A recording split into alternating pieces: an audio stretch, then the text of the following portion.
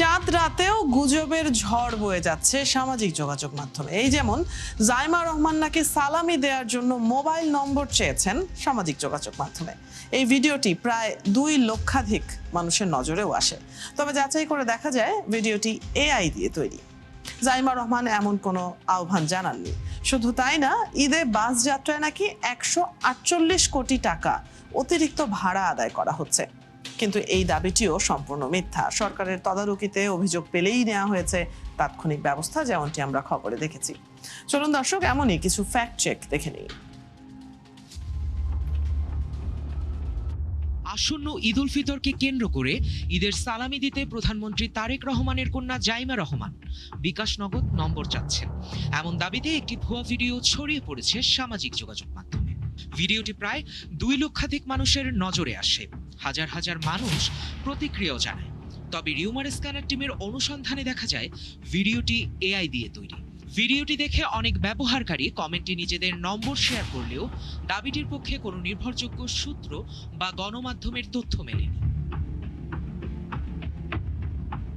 ওদিকে ঈদযাত্রায় বাসে 148 কোটি টাকা অতিরিক্ত ভাড়া আদায় করা হচ্ছে, এমন দাবিটিও সম্পূর্ণ ভুয়া ও বিভ্রান্তিকর। ভাইরাল এই দাবিটি জনমনে বিভ্রান্তি ছড়াতে উদ্দেশ্যপ্রণোদিতভাবে প্রচার করা হয়েছে। ফ্যাক্ট রিভিউ টিমের অনুসন্ধানে দেখা যায় এই তথ্যটির কোনো নির্ভরযোগ্য প্রমাণ নেই কিংবা গণমাধ্যমের কোনো সমর্থনও পাওয়া যায়নি। বাস্তবে সরকারের তদারকিতে ভাড়া নিয়ন্ত্রণে ছিল এবং অভিযোগ পেলেই তাৎক্ষণিক ব্যবস্থা গ্রহণ করা হয়েছে। আবার ঈদযাত্রায় 2টি যাত্রীবাহী লঞ্চের সংঘর্ষে মানুষ নদীতে পড়ে যাওয়ার একটি ভিডিও ভাইরাল হয়েছে সামাজিক যোগাযোগ মাধ্যমে। ভিডিওটি প্রায় 20 লক্ষাধিক ভিউ অতিক্রম করে। তবে ভিডিওটি বাস্তব নয়, বরং এআই দিয়ে তৈরি বিভ্রান্তিকর কন্টেন্ট। কোনো নির্ভরযোগ্য গণমাধ্যম বা সরকারি সূত্রে এমন ঘটনার সত্যতা মেলেনি। গুজব এখানেই শেষ নয়। আমেরিকান ও ইরানি সেনাবাহিনী এক হয়ে যুদ্ধবন্ধের ঘোষণা দিয়েছে। এ দাবিতে ছড়ানো ছবিগুলো ভুয়া ও এআই কন্টেন্ট।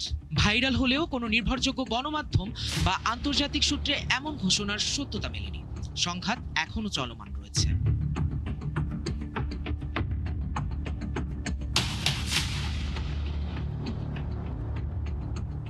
দর্শক, আজকের অপতথ্যগুলো যাচাই করতে গিয়ে দেখা গেল আসন্ন ঈদ উল ফিতরকে কেন্দ্র করে সামাজিক মাধ্যমে সমান্তরালে ছড়িয়ে পড়ছে নানা গুজব ও বিভ্রান্তিকর তথ্য। উৎসবকে ঘিরে পরিকল্পিতভাবে ছড়ানো এসব অপতথ্যে বিভ্রান্ত না হয়ে দায়িত্বশীল ও বিশ্বস্ত গণমাধ্যমের উপর আস্থা রাখার পরামর্শ বিশেষজ্ঞদের। সায়ক দাস, ৭১। দর্শক, আমরা দেখে নিচ্ছিলাম প্রতিবেদন, এবং প্রতিবেদনে যেমনটি চোখে পড়লো যে ঈদকে ঘিরেও আমরা অনেক সময় বলি যে বিভিন্ন রাজনৈতিক কর্মকাণ্ডকে ঘিরে দেখা যায় বিভিন্ন ধরনের গুজব ছড়াতে, কিন্তু ঈদকে ঘিরেও বেশ কিছু গুজব কিন্তু দেখা গেছে, ঈদ যাত্রাকে ঘিরে দেখা গেছে। এসব নিয়েই আজকের আলোচনা। আগেই জানিয়েছি আমাদের সাথে যুক্ত আছেন রাজনৈতিক বিশ্লেষক অধ্যাপক ডক্টর আক্কাস আহমেদ। চলে যাচ্ছি তার কাছেই। স্বাগত জানাচ্ছি আপনাকে ৭১-এ। যেমনটি বলছিলাম যে আমরা অনেক সময় দেখি কোনো বড় একটা ঘটনা ঘটেছে কিংবা রাজনৈতিক কোনো ইভেন্ট সামনে আছে, এরকম সময়গুলোতে কিছু গুজব ছড়ায় এবং সেটার পেছনে নানা ধরনের প্রোপাগান্ডা থাকতেই পারে, সেটা একটা রাজনৈতিক ষড়যন্ত্রের অংশ হতে পারে। কিন্তু ঈদের মতো একটা আনন্দের ব্যাপার, যেখানে মানুষজন লম্বা ছুটি পেয়েছে, পরিবারের সাথে ঈদ করতে যাচ্ছে, সেখানেও কিন্তু নানা ধরনের গুজব আমরা দেখতে পাচ্ছি। সেখানে লোক ঠকানোর একটা ব্যাপার, যেটা ফোন নাম্বার চাওয়া হচ্ছে, এখানে একটা ধরে নেওয়া যায় যে লোক ঠকানোর একটা ব্যাপার আছে। এর বাইরে আর কি কারণ থাকতে পারে, আপনার কাছে কি মনে হয়? ধন্যবাদ ৭১ টিভির দর্শক শ্রোতা সংশ্লিষ্ট সবাইকে। আসলে এটা হচ্ছে সম্পূর্ণ রাজনীতি। এই অর্থে রাজনীতিক যে আমরা জানি যে বাংলাদেশ জাতীয়তাবাদী বিএনপি একটি জনপ্রিয় দল এবং জনগণের ম্যান্ডেট নিয়ে 2/3 সংখ্যাগরিষ্ঠতা অর্জন করেছে এবং সরকার গঠন করেছে এবং খুব সুন্দরভাবে সরকার পরিচালনা করছে। এবং যারা সরকারের ক্যাবিনেটে আছে তারা অনেকেই দক্ষ, যোগ্য, এবং যারা এমপি নির্বাচিত হয়ে এসছেন তারাও যোগ্য এবং দক্ষ। কিন্তু সরকারের এই যে ভাবমূর্তি, রাজনৈতিক স্থিতিশীলতা, গণতান্ত্রিক সংহতিকরণ, গণতান্ত্রিক প্রাতিষ্ঠানিকরণ, রাজনৈতিক উন্নয়ন, অর্থনৈতিক উন্নয়ন, সামগ্রিকভাবে সব দিক থেকে সরকার একটি ভালো জায়গায় আছে। সেই যে ইমেজকে ক্ষুণ্ণ করার জন্য, সরকারের জনপ্রিয়তাকে নষ্ট করার জন্য বিরোধী দল এবং যে নিষিদ্ধ ঘোষিত রাজনৈতিক দল তাদের একটি রাজনৈতিক প্রপাগান্ডা, একটা মিথ্যা ন্যারেটিভ তৈরি করে সামাজিক যোগাযোগ মাধ্যমে দেওয়া হচ্ছে এবং সেটাকে ভিত্তি করে জনমনে বিভ্রান্তি সৃষ্টি করা হচ্ছে। সেই অর্থে আমি বলবো যে এটা সম্পূর্ণ রাজনৈতিক উদ্দেশ্য প্রণোদিত এবং মানুষকে বিভ্রান্ত করবার জন্য, রাজনৈতিক স্থিতিশীলতা নষ্ট করবার জন্য, অর্থনৈতিক উন্নয়ন এবং সমৃদ্ধিকে নষ্ট করবার জন্য একটি রাজনৈতিক ষড়যন্ত্র। সে অর্থে বলতে গেলে এখন সেগুলো হচ্ছে দেশের যে সামনে যে এখন যেহেতু ঈদ, আগামীকাল ঈদ, সেই ঈদকে সামনে রেখে মানুষ কিন্তু অনেকেই ছুটিতে আছেন, অনেকেই তাদের কর্মসংস্থান থেকে তারা নিজের বাড়িতে বা গ্রামে সংশ্লিষ্ট জায়গায় তারা গেছেন এবং মানুষ এখন কিন্তু মানুষ কিন্তু মুক্ত। কাজে এই সময়টাতে মানুষকে বিভ্রান্ত করবার জন্য, মানুষকে বিপদগামী করবার জন্য, সরকার বিমুখ করবার জন্য, সরকারকে অজনপ্রিয় করবার জন্য এগুলো রাজনৈতিক ষড়যন্ত্র, এর বাইরে কোনো কিছু না। আমি বলবো এর বাইরে কোনো কিছু না। কাজেই এটা হচ্ছে কি সরকারকে দোষী সাব্যস্ত করবার জন্য সম্পূর্ণ একটি রাজনৈতিক ষড়যন্ত্র বলে আমি মনে করি।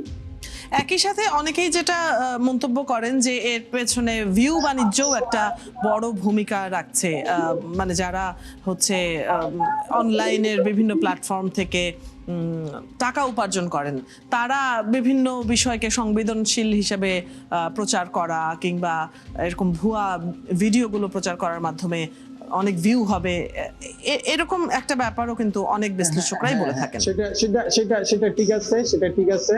এখন হচ্ছে যে ফেক নিউজের ক্ষেত্রে এটা অবশ্যই ঠিক, তবে এটা যে আমি যে রাজনৈতিক প্রেক্ষাপটটা বললাম সেটা আছে, পাশাপাশি সেটা অর্থনৈতিক ব্যাপারটাও আছে। যেমন আমরা সাম্প্রতিক সময়ে ইরান যুদ্ধের ক্ষেত্রে যেটা দেখলাম সেটা হচ্ছে যে কি সাবেক রাষ্ট্রপতি আহমেদিনেজাদ মারা গেছেন বলে যে একটি ন্যারেটিভ প্রপাগান্ডা সামাজিক যোগাযোগ মাধ্যমে প্রচার করা হয়েছে এবং সেটা লক্ষ লক্ষ ভিউ হয়েছে এবং সেখান থেকে যারা সেই প্রপাগান্ডা তৈরি করে সোশ্যাল মিডিয়ায় দিয়েছে তারা কিন্তু লক্ষ লক্ষ বা কোটি কোটি টাকা তারা ইনকাম করেছে। সেই ধরনের ফলস ন্যারেটিভ তৈরি করা হচ্ছে এবং দেখা গেছে যে ইরানের পরমাণু অস্ত্র আছে কি নাই সেটা কিন্তু আমরা কনফিউশনের মধ্যে আছি, কিন্তু দেখা গেছে যে যারা ইরানপন্থী তারা ইরানের পক্ষে একটা ফলস ন্যারেটিভ তৈরি করে, প্রপাগান্ডা তৈরি করে সামাজিক যোগাযোগ মাধ্যমে দিচ্ছে, অথবা যারা ইসরায়েল পন্থী বা আমেরিকা পন্থী তারা একটা ফলস ন্যারেটিভ তৈরি করে সেটা সামাজিক যোগাযোগ মাধ্যমে দিচ্ছে, সেখান থেকে তারা অনেক বৈদেশিক রেভিনিউ তারা কালেকশন করতেছে। সেটা তো আছে, সেটা আমাদের দেশেও আছে। এর বাইরেও সাম্প্রদায়িক দাঙ্গা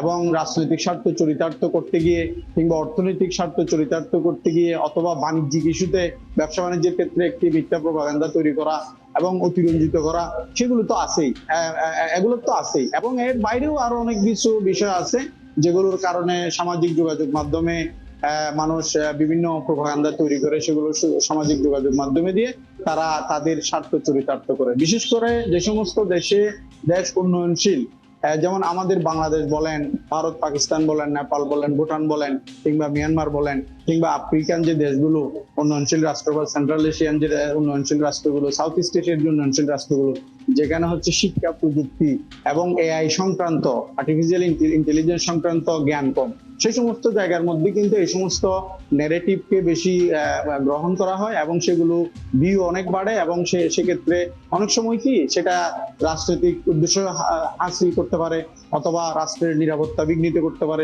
সামাজিক স্থিতিশীলতা নষ্ট করতে পারে, অর্থনৈতিক সমৃদ্ধি নষ্ট করতে পারে, আন্তর্জাতিক বাণিজ্যের ক্ষেত্রে ক্ষতি করতে পারে এবং সাম্প্রদায়িক সম্প্রীতি নষ্ট করতে পারে। এই ধরনের ইভেন অনেক সময় দেখা যায় যে সরকারের পতন ঘটে যাচ্ছে এই যে একটি ফলস ন্যারেটিভের উপর ভিত্তি করে সেটা মানুষ বিশ্বাস করে এবং সরকার বিরুদ্ধে আন্দোলন করছে, এই ধরনের ঘটনাও কিন্তু আছে।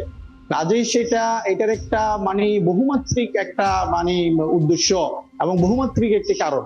সেটা হচ্ছে কি এই যে বিশেষ করে যেটা আমি বললাম যে রাজনৈতিক উদ্দেশ্যটা হচ্ছে মূলত, এবং আর্থিক যে কারণটা বলেছেন সেটাই কিন্তু মূলত কারণ, ভিউ বাড়ানো এবং সেটা রেভিনিউ কালেকশন বাড়ানো, সেটা কিন্তু মূল কারণ। জি, এর প্রতিকারের উপায়গুলো নিয়েও নিশ্চয়ই আপনার সাথে কথা বলবো। কেন গুজব ছড়ায়, কি কারণ হতে পারে, সেসব নিয়ে আমরা আলোচনা করছিলাম। এবারে একটু যদি প্রতিকারের প্রসঙ্গে আলাপ করি, সবসময় সচেতনতাকে সবচাইতে বড় উপায় হিসেবে বারবার বলা হচ্ছে, যেহেতু প্রযুক্তি দিন দিন উন্নত হচ্ছে, আর উন্নত হবে সামনে, এটাই তো স্বাভাবিক। সেখানে মানুষ যদি সচেতন না হয় তাহলে গুজবে বিভ্রান্ত অনেক বেশি হবে। এর বাইরে আর কি ধরনের পদক্ষেপ হতে পারে, সরকারি বা বেসরকারিভাবে কি পদক্ষেপগুলো নেওয়া যেতে পারে গুজব ঠেকাতে? একটা সুন্দর প্রশ্ন।